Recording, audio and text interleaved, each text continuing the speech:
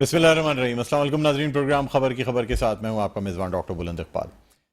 नाज़रीन, प्रोग्राम में सबसे पहले हम बात करना चाहेंगे पाकिस्तान तहरीक इंसाफ के चेयरमैन इमरान खान के हवाले से, जिन्होंने ये कहना है कि अब आइंदा जो इंतखाबात होंगे उसमें देरीना कारकुनान और बानी अरकान को टिकट दिया जाएगा या मैदान में उतारा जाएगा।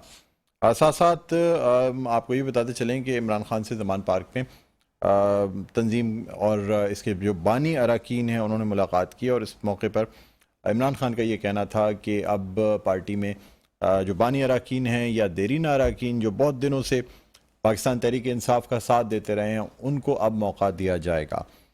नाजरीन, हुकूमत की जानिब से हर मुमकिन कोशिश की जा रही है किसी न किसी तरीके से पंजाब असम्बली की तहलील को रोका जाए, यानी कोई भी ऑप्शन हो, चाहे वो तहरीक अदम एतमाद पेश करना हो या अरकान में जो जोड़ तोड़ है उसका भी सिलसिला जारी है, लेकिन किसी भी तरह से कोशिश ये की जा रही है कि पंजाब असम्बली तहलील ना हो। एक तरफ हुकूमत का ये भी कहना है कि पाकिस्तान तहरीक इंसाफ की सलाहियत नहीं रखती कि वो पंजाब असम्बली को तहलील कर सके, लेकिन दूसरी जानिब अरकान भी राब्ते में हैं और उनका ये भी कहना है कि हो सकता है कि पाकिस्तान तहरीक इंसाफ के पंजाब असम्बली के पार्लिमानी पार्टी के इजलास में शायद बहुत से अरकान ये खदशा भी जाहिर करें कि असम्बली तोड़ना ठीक नहीं होगा और कप्तान के इस फैसले की नफ़ी भी करें।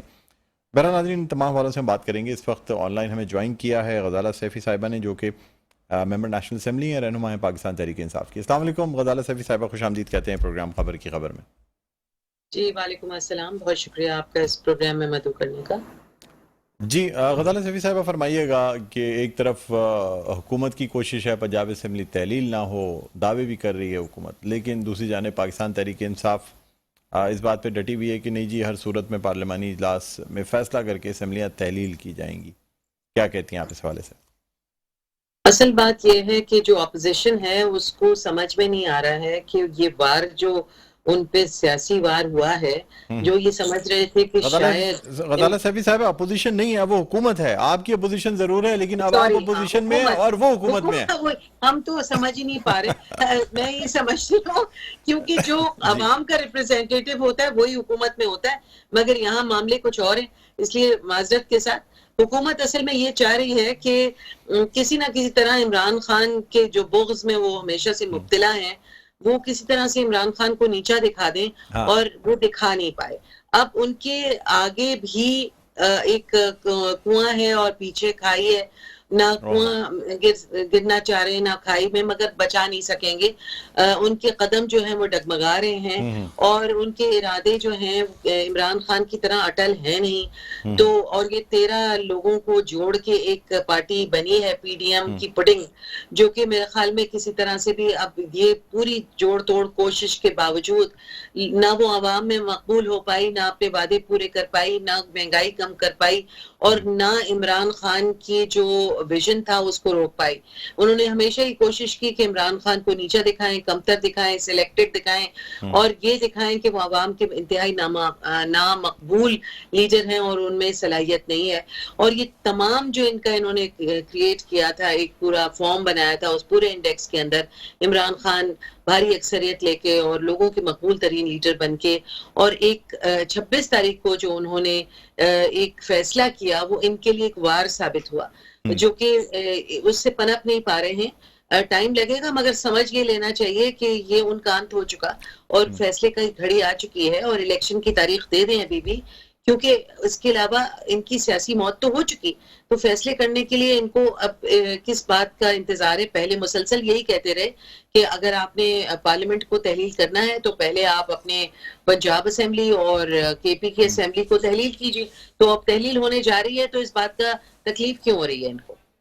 अच्छा, मुझे बताइएगा कि यानी अगर अरकान फैसले की नफ़ी करते हैं और दूसरी जानिब ये भी सवाल उठता है कि खान साहब को अगर असम्बली तहलील करनी थी तो फिर वज़ीर आला से कह देते और अरकान से मतलब मशावरत तो एक दिन का काम था, फ़ोनों पे आजकल हो जाती है, व्हाट्सएप ग्रुप्स पे हो जाती है, मशावरत करके असम्बली तहलील कर देते। लेकिन लगता ऐसा है कि हुकूमत को प्रेशर करना ज़्यादा ज़रूरी है, तहलील करने के लिए सीरियस नहीं नज़र आते। क्या कहेंगे आप? तहलील करने के लिए बिल्कुल सीरियस हैं, मगर इस वक्त वो खुद ही प्रेशर में आ गई है हुकूमत, क्योंकि उनके वहमो गुमान में भी ये नहीं था कि इमरान खान खुद ही अपनी असेंबली तहलील करने की बात कर लेंगे। तो ये सोच रहे थे कि इमरान खान जो है वो अपना पॉपुलैरिटी वहां पर केपी और पंजाब में एंजॉय करेंगे और यहाँ हम हुकूमत करके और तमाम एनआरओज लेने के बावजूद यूरोप के ट्रिप्स लगाएंगे, मजे करेंगे। और जितने ट्रिप्स इस हुकूमत ने लगाए हैं इंटरनेशनल, इमरान खान साहब ने कभी भी एज अ प्राइम मिनिस्टर इतने ट्रिप्स इंटरनेशनल लगाने की इजाजत नहीं दी थी। तो मजे कर लें जितने दिन करना था, बट अब वक्त आ गया है कि अवाम की जो डिमांड है उसको पूरा करें।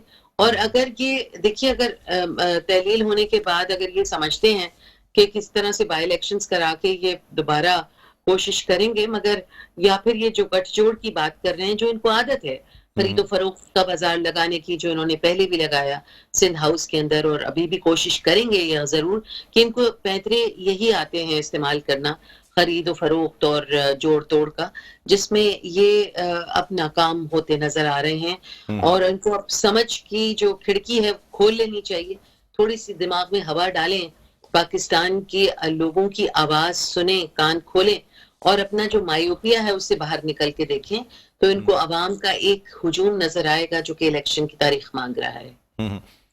अच्छा गज़ाला सैफी साहब, आइंदा इंतखाबात की जो बात कर रहे हैं खान साहब, देरीना और बानी अराकीन को मौका देने का, तो क्या इससे मुराद असेंबली तहलील होने के बाद जो इलेक्शन होने हैं वो इलेक्शन है, या फिर अब जो आम इंतखाबात इस असेंबली की अगर मुद्दत पूरी होती है, या क़ब्ल अज़ वक्त इंतखाबात जो भी किए जाते हैं, आम इंतखाबात की बात कर रहे हैं या इन इंतखाबात की बात कर रहे हैं जो असेंबली तहलील होने की सूरत में होंगे? आम इंतखाबात की बात कर रहे हैं, क्योंकि हमें आम इंतखाबात सामने नजर आ रहे हैं और किसी तरीके से भी उससे डिनाइल पे जाना जो है वो हुकूमत के लिए किसी तरह फायदेमंद नहीं होगा। जब सारी असेंबलियां तहलील हो जाएंगी और 500 से ऊपर अरकान जो हैं वो निकल जाएंगे, तो उसके बाद असेंबलीज की जो एक हैसियत है और उसकी जो अहमियत है और जो उसकी इफादियत है वो खत्म हो जाएगी। तो इसका मतलब ये कि क्या इससे पहले क्या पाकिस्तान तहरीक इंसाफ ने अपने देरीना और बानी अराकीन को इलेक्शन में नहीं उतारा? पहले भी तो जो अराकीन उतरे हैं, या आपके कुछ ऐसे अराकीन थे जिनको इलेक्शन से दूर रखा गया? देखिए, पार्टी एक बड़े खानदान की तरह से होती है और उसमें मोती जो हैं वो बिनते रहते हैं, कोई छोड़ता है, कोई आता है, और तजर्बों से, मोहब्बतों से, ख्याल से, नफरतें और जब सब कुछ देखने के बाद एक नतीजे पे इंसान पहुंचता है कि लॉयल्टी कहाँ पर है। तो जब लॉयल्टीज नजर आती हैं, वो लोग जो कि ईसार और कुर्बानियां देकर और पार्टी के साथ मुसलसल रहे, तो उनका भी हक बनता है कि वो अपने पार्टी के रिप्रेजेंटेटिव्स हों। और बहुत सारे तो थे ही ऑलरेडी जो कि पार्टी का हिस्सा रहे और जिन्होंने वफादारियां निभाई, और ऐसे वक्त में जहाँ पे जोड़ तोड़ और खरीदारी का मौसम गर्म था, उन्होंने ऐसी किसी चीज पे सरनिगू नहीं किया। तो मेरे ख्याल में ये बात कहना अपने पॉपुलर लीडर होने का भी सबूत है और अपने तमाम पुराने अरकान को अपने साथ शामिल रखने और उनसे मोहब्बत का इजहार भी है। अच्छा, वो पुराने अराकीन जो कि बहुत से बानी अराकीन या देरीना अराकीन ऐसे भी हैं जो अब भी नाराज़ हैं, जो पहले भी, यानी आपकी हुकूमत में रहते हुए ही ऐसे अराकीन बहुत से हैं जो नाराज़ हो गए थे। नजीब हारून साहब उनमें से एक हैं, और बहुत से नाम हैं जो कि नाराज़ हुए। उनको मनाया जाएगा या अब उनको छोड़ के पार्टी आगे निकल जाएगी कि ठीक है अब बहुत लोग हैं और भी लोग आ सकते हैं? नजीब हारून का जो रिश्ता है पाकिस्तान तहरीक इंसाफ से, वो एक बहुत मोहब्बत का रिश्ता है और उन्होंने उस मोहब्बत को सींचा है, इमरान खान की और पार्टी की मोहब्बत को। और उनके यहाँ बनी गाला में बड़ा उन्होंने एक झंडा भी पीटीआई का लगाया हुआ है जो कि कोई भी देख सकता है दूर से, और अपनी जो इस्तेकामत के साथ रहे वो उनमें से थे। हनी नजीब हारून उन अरकान में से थे नेशनल असेंबली के जिन्होंने लिख के तमाम जितने भी नेशनल असेंबली के पर्क्स हैं, जो तनख्वाह नहीं ली, किसी किस्म का फैसिलिटी नहीं ली, तो उन्होंने तो बहुत बड़ा किरदार अदा किया है। पाकिस्तान के one of the biggest tax payers हैं इन द असेंबली, तो और उनको कोई नाराजगी एज सच नहीं है।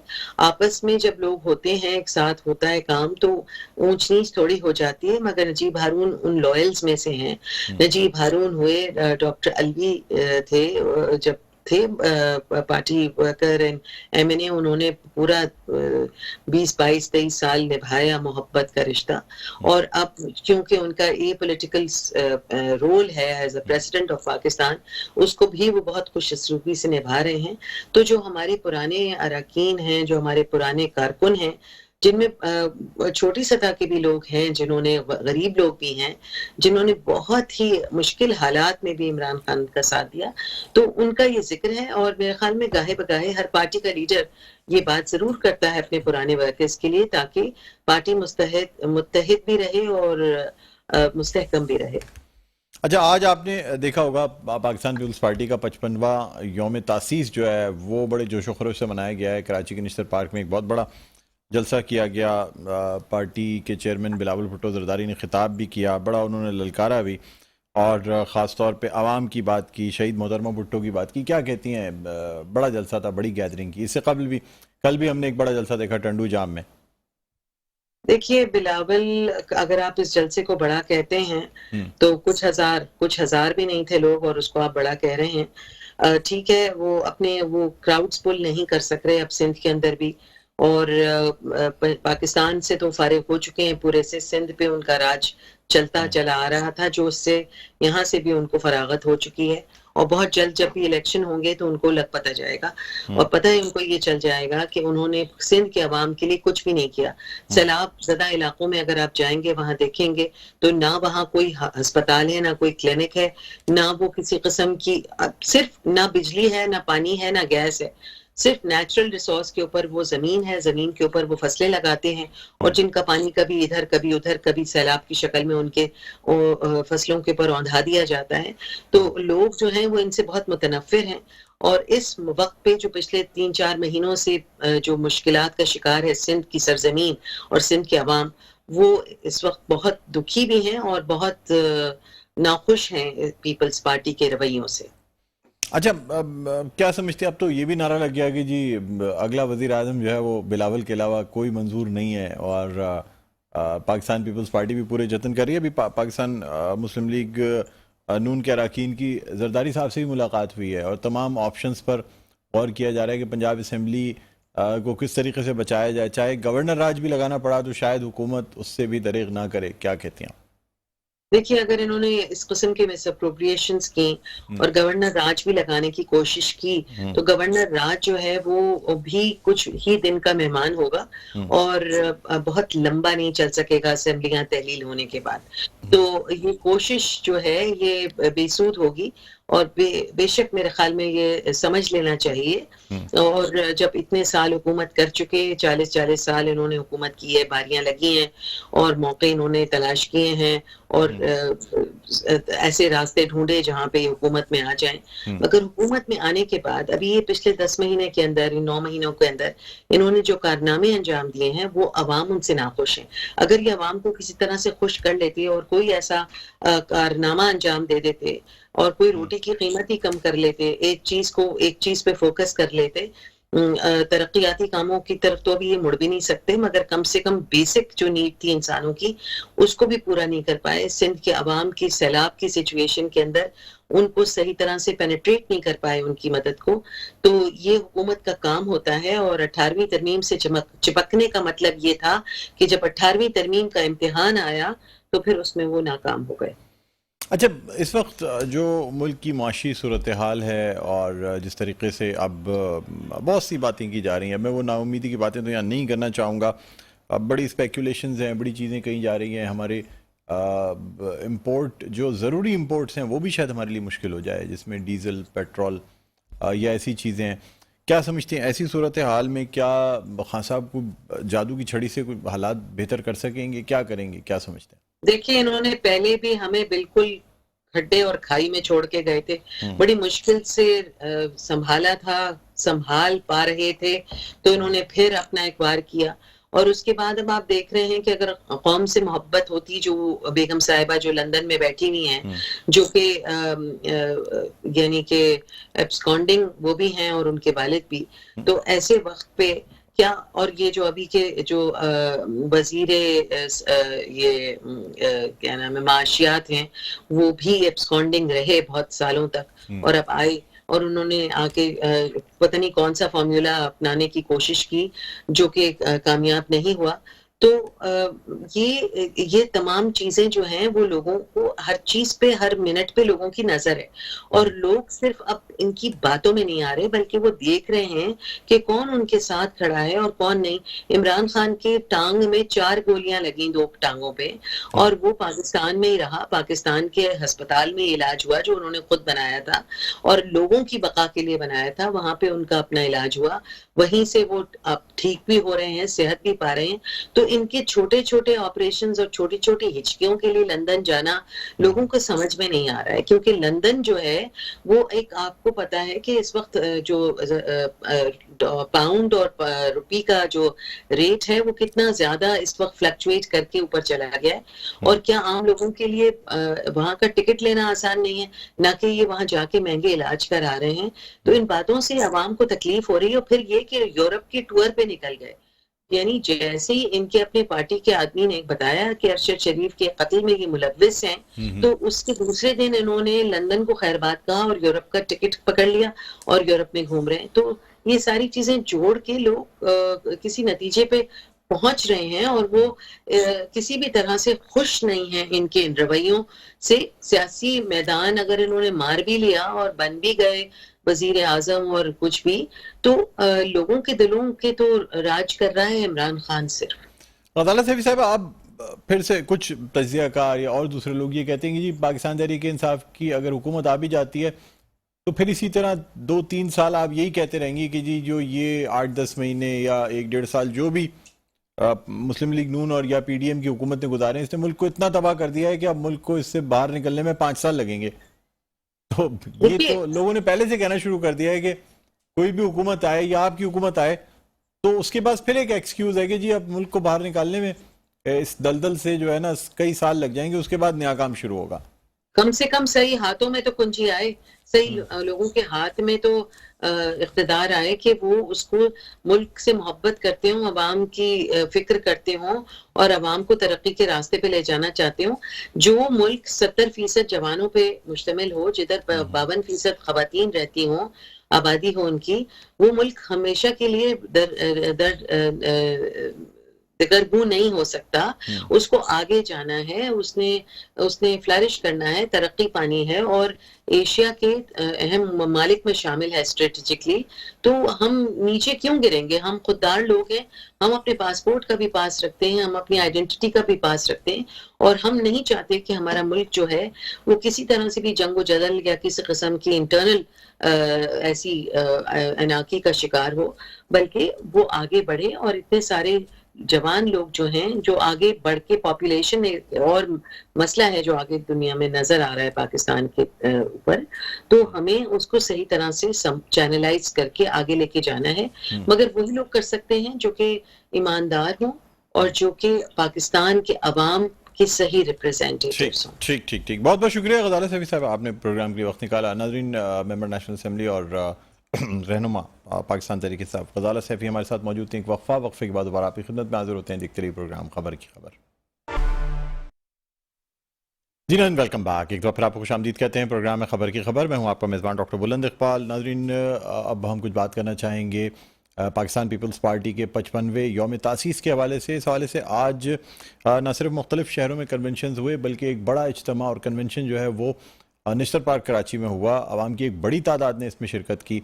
इस जलसे से और इस कन्वेंशन से पाकिस्तान पीपल्स पार्टी के सीनियर रहनुमाओं ने खिताब किया, और इसके साथ साथ पार्टी के चेयरमैन बिलावल भुट्टो जरदारी ने भी खिताब किया। और इस खिताब में उनका कहना ये था कि मोहतरमा शहीद बेनज़ीर भुट्टो की जो रिवायत है उससे ज़िंदा रखा गया है। साथ साथ पाकिस्तान पीपल्स पार्टी ने एक ऐसे वक्त में पाकिस्तान खप्पे का नारा लगाया जिस वक्त मुल्क को मुत्तहिद करने की ज़रूरत थी। साथ साथ उन्होंने बेनज़ीर इनकम सपोर्ट प्रोग्राम का भी जिक्र किया। नाज़रीन, इस हवाले से हम बात करना चाहेंगे। इस वक्त हमारे साथ ऑनलाइन मौजूद हैं मुआविन खुसूसी हैं वज़ीर आला के बराए ज़िला शर्क़ी और रहनुमा हैं पाकिस्तान पीपल्स पार्टी के इकबाल खान साहब। अस्सलाम वालेकुम इकबाल खान साहब, खुश आमदीद कहते हैं प्रोग्राम खबर की खबर में। जी इकबाल खान साहब, मेरी आवाज़ सुन सकते हैं आप? इकबाल साहब मेरी आवाज़ सुन सकते हैं? वालेकुम अस्सलाम। जी जी जी डॉक्टर साहब, आपकी आवाज़ थोड़ी जी क्या कहते हैं सर, आज का ये जलसा मतलब बड़ा जलसा और कन्वेंशन यानी इस 55वें यौम तासीस को जिस तरह मनाया गया है, क्या कहेंगे इस हवाले से? बहुत शुक्रिया डॉक्टर साहब। आज आपने देखा कि कराची के तारीखी नेशनल पार्क में Pakistan peoples Party Karachi division ने अपना एक यौम तासीस का फंक्शन किया, क्योंकि इस बार पाकिस्तान पीपल्स पार्टी ने सैलाब की जो तबाहकारियां हैं सिंध में उसको मौजूद खातिर रखते हुए, उसको देखते हुए उन्होंने डिविजनल सतह पर और जिले सतह पर यौम तासीस के प्रोग्राम को मनाने का फैसला किया था। इसी तहत Pakistan peoples Party Karachi division ने नेशनल पार्क में जलसा रखा। Chairman Pakistan peoples party Bilawal Bhutto Zardari साहब ने टीवी इंटरव्यू में उनसे सवाल किया कि आप यौम तासीस का प्रोग्राम कहाँ करेंगे, तो उन्होंने कहा कि पूरे पाकिस्तान में यौम तासीस का प्रोग्राम हो रहा है, मैं कहीं भी चला जाऊंगा। तो रेस्पेक्टेड चेयरमैन का आज कराची के जलसे में आना और अनप्लान था और वो आए, और उसके बावजूद कराची का जलसा बहुत भरपूर था। जो सिर्फ कराची बेस्ड जलसा था, कराची की जिले तंजीमों ने, कराची डिवीजन ने इस पर मेहनत की और आपने देखा कि कराची में उसमें भरपूर शिरकत की। और यौम तासीस पाकिस्तान पीपल्स पार्टी का एक ऐसा दिन है जो पाकिस्तान पीपल्स पार्टी जिसको सेलिब्रेट करती है, जश्न के तौर पे उसको मनाया जाता है। और आज आतिशबाजी का प्रोग्राम भी होना था कि मगरिब की नमाज के बाद चेयरमैन का खिताब शुरू हुआ है और ईशा की अजान जैसे ही हुई तो चेयरमैन साहब ने अपना खिताब जो है उसको इख्तिताम पजीर किया। उसके बाद साउंड भी नहीं बजाया गया क्योंकि सराउंडिंग में मस्जिद थी, एक से ज्यादा मस्जिदें मौजूद थी। आतिशबाजी भी नहीं की गई क्योंकि नमाज का वक्त हो चुका था, तो लिहाजा कल रात आतिशबाजी हुई। आज भी प्लान था, जो आज का जो है वो प्लान जो है उसका मुअत्तल करना पड़ा, शायद नमाज की वजह से सराउंडिंग में जो मसाजिद है उनकी वजह से। तो भरपूर प्रोग्राम था। अल्हम्दुलिल्लाह पाकिस्तान पीपल्स पार्टी ने यौम तासीस पर चेयरमैन पाकिस्तान पीपल्स पार्टी ने एक तवील खिताब किया। उन्होंने पाकिस्तान पीपल्स पार्टी की जो तारीखी जद्दोजहद है उस पर बात की और बड़ी तवील गुफ्तगू की और मौजूदा सियासी सूरत हाल पर भी उन्होंने बात की। मैं समझता हूँ कि आज का जलसा पीपल्स पार्टी कराची डिवीजन का तारीखी जलसा था। अच्छा इकबाल साहब, आज बिलावल भुट्टो जरदारी ने यह भी कहा कि यानी ख़ास तौर पे जिस जब्त का मुजाहरा किया गया मोहतरमा बेनज़ीर भुट्टो की शहादत पे, और जिस तरह से उन्होंने कहा कि हमने उस वक्त पाकिस्तान को मुंतशिर होने से बचाया या इंतकाम लेने के लिए नहीं कहा गया, क्या कहेंगे आप? यानी ये जो रिवायत पाकिस्तान पीपल्स पार्टी की है कि इतने बड़े साने के बाद भी जो है वो तमाम कारकुनान को, तमाम लोगों को जो है वो मुनज़्ज़म रहने के लिए कहा गया और जब्त करने के लिए कहा गया, क्या कहेंगे इस हवाले से? नहीं डॉक्टर साहब, इसमें तो कोई दो राय नहीं है। जुल्फ़िकार अली भुट्टो और उनका खानदान, जुल्फ़िकार अली भुट्टो को जब फांसी दी गई तो उस वक्त भी मोहतरमा नुसरत भुट्टो ने और मोहतरमा शहीद मोहतरमा बेनज़ीर भुट्टो ने हमेशा यही अल्फाज दोहराए कि democracy is the best revenge, जमहूरियत बेहतरीन इंतकाम है। और शहीद जुल्फ़िकार अली भुट्टो ने पाकिस्तान में जमहूरियत को परवान चढ़ाने के लिए अपनी जान शहादत नोश किया, क्योंकि वो तारीख के हाथों मरना नहीं चाहते थे। उन्होंने कई मौके ऐसे मिले कि वो इस जेल से अपनी जान छुड़वा सकते थे, इस फांसी से बच सकते थे, लेकिन शहीद जुल्फ़िकार अली भुट्टो ने ऐसा नहीं किया। बीर शाहनवाज भुट्टो को जहर दे दिया गया, बावजूद इसके कि पाकिस्तान पीपल्स पार्टी ये जानते बुझते समझते कि कौन सी ताकती कुव्वत थी जिन्होंने मीर शाहनवाज भुट्टो को जहर दिया। शहीद मोहतरमा बेनज़ीर भुट्टो की हुकूमत थी 96 में और मीर मुर्तजा भुट्टो का कत्ल हुआ। तो एक बहन की हुकूमत में एक भुट्टो का कत्ल हुआ और दूसरे भुट्टो की हुकूमत का खात्मा हुआ। और फिर हुकूमत के खात्मे के बाद भी मोहतरमा बेनज़ीर भुट्टो ने इस बात को दोहराया कि जमहूरियत बेहतरीन इंतकाम है। 11 साल आसिफ अली जरदारी साहब न करदा गुनाहों की सजा जेल में रखकर उनको डालकर न करदा गुनाहों की सजा को उन्होंने भुगता। वो 11 साल वापस नहीं आ सकते, लेकिन पाकिस्तान पीपल्स पार्टी और आसिफ अली जरदारी ने भी जमहूरियत को परवान चढ़ाने के लिए बात की और बिल्कुल उस तसलसल को आगे बढ़ाते हुए 18 अक्टूबर का जो सानिया कारसाज हुआ, सैकड़ों लोगों ने अपने जानों के नजराने दिए, सैकड़ों लोगों ने अपने जिस्म के मुख्तलिफ आज़ा खो दिए, लेकिन पाकिस्तान पीपल्स पार्टी ने ना उस पर एहतजाज की कॉल दी, ना उस पर रोड ब्लॉक किए, ना उस पर शहर को बंद किया गया। और फिर जब शहीद मोहतरमा बेनजीर भुट्टो की शहादत हुई तो गड़ी खुदा बख्श में नारा लग रहा था खुदा ना खास्ता, और वो जो शायद कौम परस्त नौजवान जज्बाती हो गए थे, जो शहीद मोहतरमा बेनजीर भुट्टो को सिर्फ सिंध की लीडर समझते थे, जो कि मैं समझता हूँ कि शहीद मोहतरमा भुट्टो एक बैनुल अक़वामी लीडर थी, पाकिस्तान की लीडर भी जगह थी लेकिन एक बैनुल अक़वामी शख्सियत की हामिल थी वो। तो जब उनको सिंध में जज्बाती अंदाज में लाड़काना की गड़ी खुदा बख्श में जब ये नारा लगाया गया खुदा ना खास्ता पाकिस्तान के खिलाफ, तो आसिफ अली जरदारी ने विदिन अ सेकंड उस नारे को वहीं पर दफन कर दिया और पाकिस्तान खप्पे का नारा लगाया। अगर हम इसके बरक्स दूसरी सियासी जमातों की क़यादत को देखें कि जो आज अदम एतमाद के बाद पर थी, कल तक सिर्फ उनका इक़्तिदार गया है। इस 5 माह में उन्होंने पाकिस्तान को तहस नहस कर दिया। उस 5 माह में जो अपनी मईशत को डुबा कर गए थे, उसको संभाला देने के लिए जो इस वक्त हुक्मरान जमातें हैं, जो कोलिशन गवर्नमेंट है, वो उस पर जद्दोजहद कर रही है कि पाकिस्तान की मईशत को किस तरह मजबूत करे, लेकिन ये डिस्टेबलाइज करने की कोशिश है। और सिर्फ हुकूमत अदम एतमाद से गई है।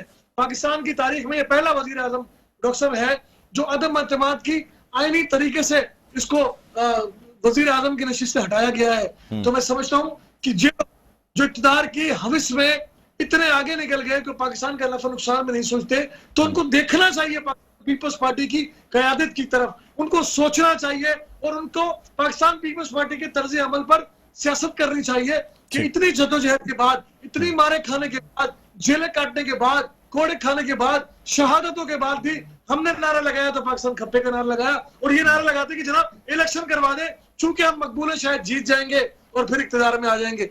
तो ये बातें इनको सीखनी पड़ेंगी और पाकिस्तान पीपल्स पार्टी की तारीख से पाकिस्तान की नहीं, मैं समझता हूँ कि सारी दुनिया की जमहूरियत पसंद ताकतों को पाकिस्तान पीपल्स पार्टी की सियासत से सीखने की जरूरत है। और जो आज का तहरीक इंसाफ है और तहरीक इंसाफ के जो वर्कर्स है, तहरीक इंसाफ की जो क़यादत है, उनसे भी मैं गुजारिश करूंगा कि खुदा के लिए सीखें और पाकिस्तान पीपल्स पार्टी की तारीख पर एक नजर डालें।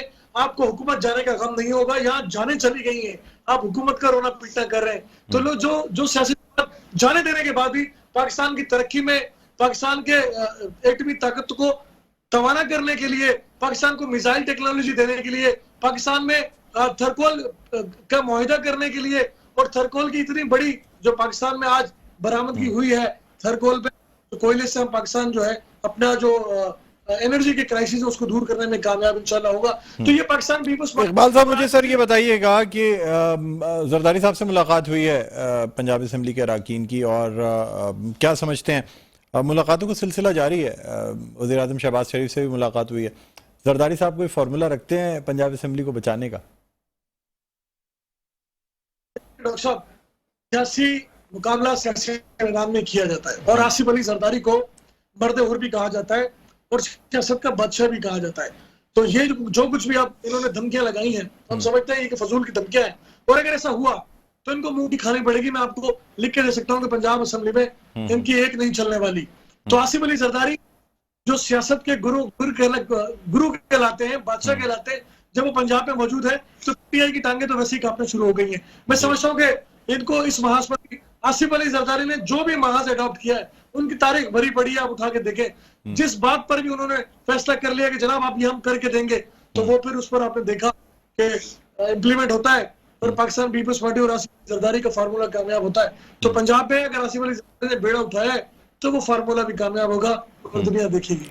लेकिन इकबाल साहब, लास्ट टाइम जब पंजाब असेंबली में यानी कायदे अवान या वज़ीर आला लाने का मामला था, उस वक्त जरदारी साहब ने पूरी कोशिश की और चौधरी शुजात हुसैन से बातचीत भी हो गई, सब कुछ हुआ, लेकिन चौधरी शुजात हुसैन साहब कामयाब नहीं हो पाए। क्या कहेंगे सर, इस दफ़ा भी तो ऐसा नहीं है कि कहीं असेंबली तहलील कर दी जाए और चीज़ें कामयाब ना हो पाएं? देखिए, उस वक्त परवेज इलाही साहब जो है 2 किश्तियों में सवार थे। एक तरफ उन्होंने वादा किया उस वक्त की ओपोजिशन से, चौधरी परवेज इलाही जो कि इनके बड़े भाई हैं, उन्होंने वादा किया, वो अपने वादे पर कायम रहे।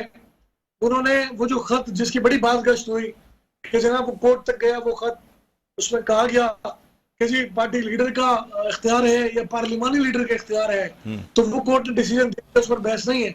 लेकिन परवेज इलाही साहब ने धोखा दिया, डिच किया। तो मैं समझता हूँ कि परवेज इलाही साहब को अपने इस फैसले पर शायद एक पछतावा हो रहा होगा कि जो लोग इस्तीफा देने की बात कर रहे हैं, लेने तो इस्तीफे लेने गए थे, ये लॉन्ग मार्च का ऐलान जो है वो कर इस्तीफा लेने के लिए निकले थे, देने के लिए चल पड़े। पाकिस्तान पीपल्स पार्टी ने जब अदम एतमाद की तहरीक से पहले इनसे कहा था कि इस्तीफा दे दो, तो ये मानने के लिए तैयार नहीं थे। इस्तीफा दे दो, आ जाओ खान साहब इलेक्शन के मैदान में आ जाओ। और आप डॉक्टर साहब गवाह हैं, 10 दिन का जो लॉन्ग मार्च था, जो टाइम पर अपने मकाम पर पहुंचा, और बिलावल भुट्टो जरदारी ने कहा कि अब आपका टाइम खत्म हो गया, अब आपके खिलाफ तहरीक अदम एतमाद आएगी। तो पीपल्स पार्टी ने उनको पूरा मौका दिया था कि जनाब आए इस मैदान में, हमारा मुकाबला करें, इस्तीफा दें, इलेक्शन की तरफ आए। जब वो अदम एतमाद पर शिकस्त हो गई तो फिर अपनी असेंबली से नशिस्तें दे दी, सॉरी इस्तीफे दे दिए, और फिर इस्तीफे देने के बाद पुरानी तनख्वाह पर काम भी कर रहे हैं, तनख्वाह भी ले रहे हैं, मनाज भी ले रहे हैं, पार्लियामेंट लॉजेस भी नहीं छोड़ रहे, गाड़ियां भी नहीं छोड़ते, पेट्रोल भी नहीं छोड़ते, सारे जो मनाज हैं वो ले रहे हैं। और अभी भी ऐसा ही होगा। ये इस्तीफे जबानी कर होंगे। इस्तीफा अगर इन्होंने देने हैं तो सदर पाकिस्तान से सबसे पहले इस्तीफा ले लें, उसके बाद जो असेंबलियों में इस्तीफे दिए गए उनको कहेंगे जब स्पीकर ने बुलाया था। सर, सदर पाकिस्तान तो एपॉलिटिकल है ना, वो तो अब एक आईनी कुर्सी पे बैठे हुए हैं, वो तो किसी किस्म का कोई सियासी किरदार भी नहीं अदा कर रहे हैं। अगर आईनी कुर्सी पर बैठे हैं तो उनको आईनी किरदार भी अदा करना चाहिए। खैर उन्होंने किया, लेकिन एक बात है कि अगर सदर पाकिस्तान, लेकिन अभी भी एक सियासी जमात के जो है लीडर की हैसियत से आपने उनको एक्ट करते देखा होगा कि जिस तरह आर्मी चीफ की तकर्रुरी का मामला था, तो उस तरह वो इमरान खान के पास उनसे इजाजत लेने के लिए चले गए, जबकि उनकी इजाजत लेते या ना लेते उससे कोई फर्क नहीं पड़ता था। शायद उन्होंने ये सोचा होगा कि अपने बेहतरीन तरीके से अपनी इज्जत बचाते हुए ये निकलने का एक तरीका, एक फोटो सेशन हो जाए, और जनाब ये बात बाज गश्त में आ जाए कि जनाब खान साहब ने भी इसमें अपना हिस्सा डाल दिया है। वो आप भी जानते हैं, अब बाखबर सहाफी हैं, अब बाखबर एंकर पर्सन है, ये आप भी जानते हैं कि खान साहब को उतना उसमें कितना हिस्सा था या कुछ था ही नहीं, ये सिर्फ लफाजियां हैं। मैं समझता हूँ कि सदर पाकिस्तान जो है, अगर ये अपने आप को सदर पाकिस्तान महसूस करे तो पॉलिटिकल अपनी जो उनकी हिमायत है उसको उनको एक तरफ रखना पड़ेगा, और फिर कौमी असेंबली से जो इस्तीफे दिए हैं उसको मंजूर करवाने पड़ेंगे। ये पंजाब में आ जाए, इनको शिकस्त का सामना करना पड़ेगा।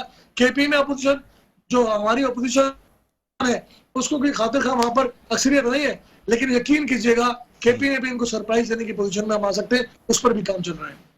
अच्छा, मुझे बताइएगा कि यानी एक तरफ तो ये तहरीक अदम एतमाद चल रही है और तमाम सियासी बातें, यानी ये जो असेंबलियाँ तहलील करने की बात चल रही है, लॉन्ग मार्च भी हमने देख लिया, ये तमाम सियासी बातें अपनी जगह हैं। आपकी जानिब से भी सियासी जलसे भी किए जा रहे हैं, यौम तासीस भी मनाया गया। पाकिस्तान इस वक्त जिन हालात से गुजर रहा है, इन हालात से इस मुल्क को निकालने के लिए कोई कोशिशें, कोई प्लानिंग की जा रही है पाकिस्तान पीपल्स पार्टी की जानिब से? देखिए, वजीर खारजा chairman Pakistan peoples party Bilawal Bhutto Zardari साहब पूरी दुनिया में जहां इन्होंने पाकिस्तान के इमेज को खराब किया था, सबसे पहले तो उसको ठीक करने की अंत तक कोशिश कर रहे हैं, और सारी दुनिया उसको अप्रिशिएट भी कर रही है। और मेरे ख्याल है आप अप्रिशिएट करते हैं कि जिस तरह बिलावल भुट्टो जरदारी साहब ने अपनी खारजा जो उनकी वजारत है, वजारत खारजा की, उसको बेहतरीन अंदाज में लेकर पाकिस्तान के एक सॉफ्ट इमेज पूरी दुनिया में मुतारफ करवाने में कामयाब रहे हैं। दूसरी तरफ अगर हम ये देखते हैं कि पाकिस्तान की मईशत कैसे ठीक होगी, देखिए पाकिस्तान पीपल्स पार्टी जलसा नहीं कर रही। पाकिस्तान पीपल्स पार्टी का एक इवेंट है जो साल में एक बार आता है, यौम तासीस का 30 नवंबर को। पाकिस्तान पीपल्स पार्टी ने सिर्फ उसको बनाया है, उसको जश्न के तौर पर बनाया है, और पाकिस्तान पीपल्स पार्टी ने कोई मरकजी जलसा अनाउंस नहीं किया। छोटे छोटे जिले सतह पर और डिविजनल सतह पर प्रोग्राम हुए, अब वो बड़े बड़े जलसे बन जाते हैं, तो पाकिस्तान पीपल्स पार्टी की मकबूलियत है। तो मैं समझता हूँ कि पाकिस्तान पीपल्स पार्टी हालात में ना कोई जलसे कर रही है, ना कोई जुलूस निकाल रही है, लेकिन जो लोग 4-5 माह से एहतजाज में है, 6 माह से जो एहतजाज में, उनको सोचना चाहिए कि आया कि उनको अपनी ज्यादा फिक्र है या इस मुल्क की ज्यादा फिक्र है। कि मुझे बताएं डॉक्टर साहब, पूरी दुनिया इस तरफ देखती है कि पाकिस्तान स्टेबल है तो वो हमारी हेल्प भी करती है, पाकिस्तान स्टेबल है हमारे साथ कारोबार भी होता है। पाकिस्तान जब स्टेबल नहीं है, पाकिस्तान को डिस्टेबलाइज करने के लिए जो खान साहब निकले थे, अल्लाह अल्लाह करके उनके सारे बम डिफ्यूज हो गए, उनकी सारी हरकतें नाकाम हो गई, उनकी सारी साजिशें नाकाम हो गई। और अब मुझे उम्मीद है कि सारे जो इन्होंने प्रोपेगेंडा लगाया था, ये सारी मशीनरी जो पाकिस्तान को कमजोर करने के लिए लगाई थी, वो जब डिफ्यूज हो गए तो पाकिस्तान अपने ट्रैक पर चढ़ेगा और बहुत जल्द चीजें ठीक होना शुरू हो जाएंगी। अगर अभी मैं कहूं कि जनाब सब कुछ अच्छा है तो शायद ये ज्यादती होगी। बहुत मेहनत की जरूरत है, बहुत काम करने की जरूरत है, और बहुत पाकिस्तान को आगे ले जाने की जरूरत है। उसके लिए हम सबको आगे बढ़ के काम करना पड़ेगा। ठीक है, बहुत बहुत शुक्रिया इकबाल खान साहब, आपने प्रोग्राम के वक्त निकाला। नाजरीन, रहनुमा पाकिस्तान पीपल्स पार्टी इकबाल खान हमारे साथ ऑनलाइन मौजूद थे। प्रोग्राम का वक्त अपने अख्ताम पर पहुंचता है, मुझे बुलंद इकबाल को इजाज़त दीजिए, अपना बहुत ख्याल रखिएगा, अल्लाह हाफ़िज़।